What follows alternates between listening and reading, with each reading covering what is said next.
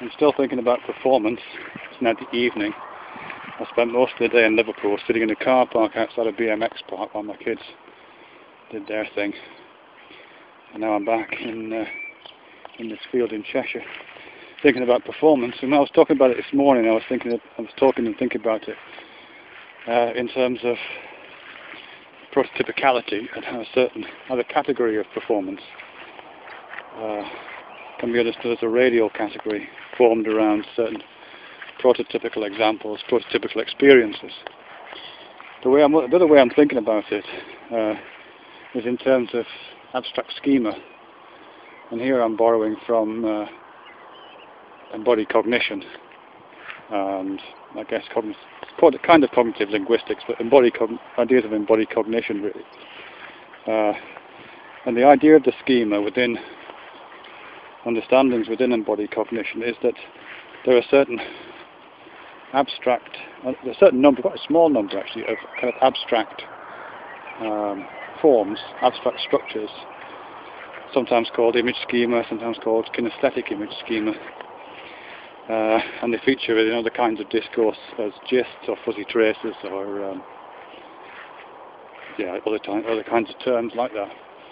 And they are highly stripped down structural, I guess, kind of descriptions of features that recur in day-to-day experience. They're fully they come out of fully concrete experience, but they're used schematically in a stripped down abstract form as the kind of vocabulary of cognition to allow us to think about what would otherwise be unthinkable.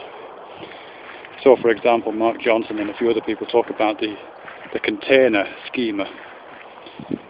We come up against containers all the time: boxes, bowls, cups, bottles, and all of these have a certain. Well, they all have differences. They all the details of all these things are different, but there's an abstract schematic structure which unites and populates all of those different examples. They all have an inside and outside. They all have a portal through which some kind of substance can travel. So there's a certain logic to the container. If you put something into a container, you can't put it in a game without taking it out first. Those kinds of logics fall out of what it is, what a container is. And once you've established the idea of the container, you can use it in abstract ways, but the logic continues and the structure continues. So we talk about love as if it was a container sometimes. It's something you fall into, you fall in love. Sometimes you fall in that container with somebody else, or you fall in love with someone. You can't fall in love and then fall in love again without falling out of love first. It's all the same kind of inferences that make up the logic of real containers, and also make up the logic of the abstract schematic container. Also comprise the metaphorical understanding of the container as an image schema. Whew, that was a bit of a preamble really to talking about performance as an image schema, or as a schematic understanding. And I'm guessing that, somebody's probably written about this, I probably just haven't come across it before, but I'm guessing there's probably quite a range of different schema attached to different understandings of performance. But certainly some of the ones that I'm thinking of, or the one that I'm thinking of most, I guess, is to do with a kind of highly structural form in which there is this object or event, and it's hidden, or it's dormant, or it's in a process of preparation, and then it displays itself in front of, and it displays itself and is witnessed by some outside entity, and then it goes back into a state of dormancy again, and the outside entity is in a position to do something with that, to evaluate it or something like that. Something like that. I mean, of the kind of prototypical versions of theatrical performance, if I can just drop those bits of content into that framework, there's this event which is called the theatre production, whatever it may be, and it's in this state of dormancy or rehearsal, or it's waiting in the wings. And then there's a moment when the lights go on, and I'm talking about prototypical theatre, you're not abstract or avant-garde theatre. There's a moment where the lights go on and the performance begins, and whatever this process of rehearsal and making has been, it becomes available to witnesses, who are the audience, and then at a certain point the lights go down again, and that moment of witnessing is over. And then there's a process of some kind of follow-up by the witnesses, an evaluation, appreciation, catcalls, whatever it may be.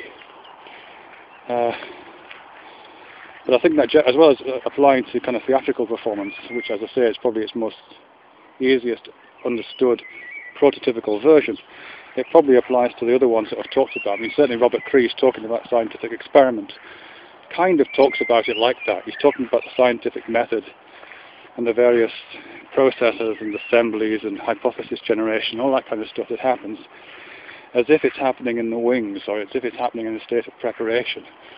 And then there's this moment when the experiment takes place, and all of the preparation kind of reveals itself, or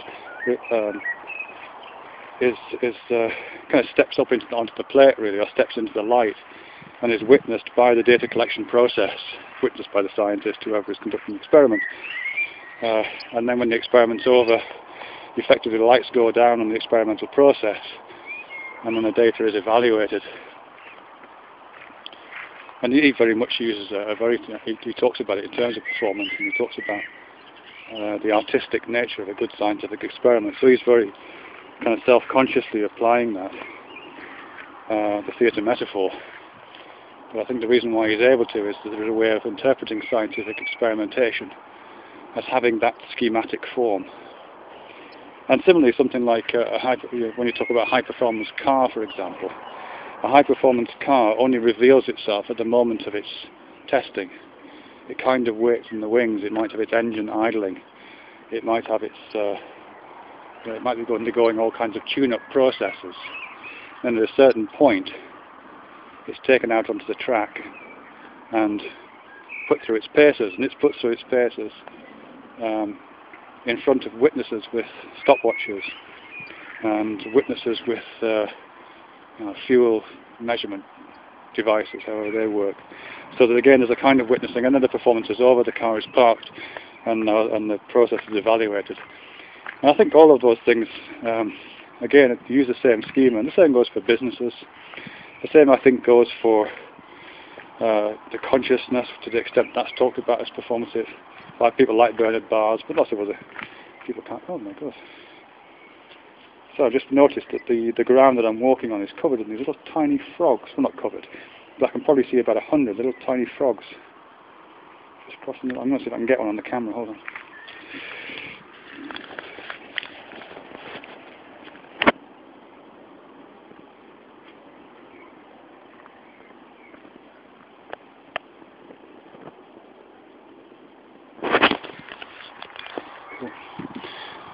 So just in terms of what I'm talking about, that moment of my noticing the frogs in terms of performance is the moment when the frogs stepped up onto the stage.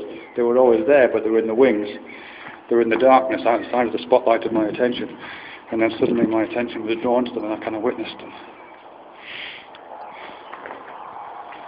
Okay, so I'm just saying that complementary to the paradigmatic and prototypical understandings of performance that I spoke about earlier on today, there's also a way of understanding performance as an abstract schematic structure, which might be applied to a range of different phenomena, and in a sense give form to that phenomenon and allow more fulsome analysis of that phenomena, including things like little tiny frogs.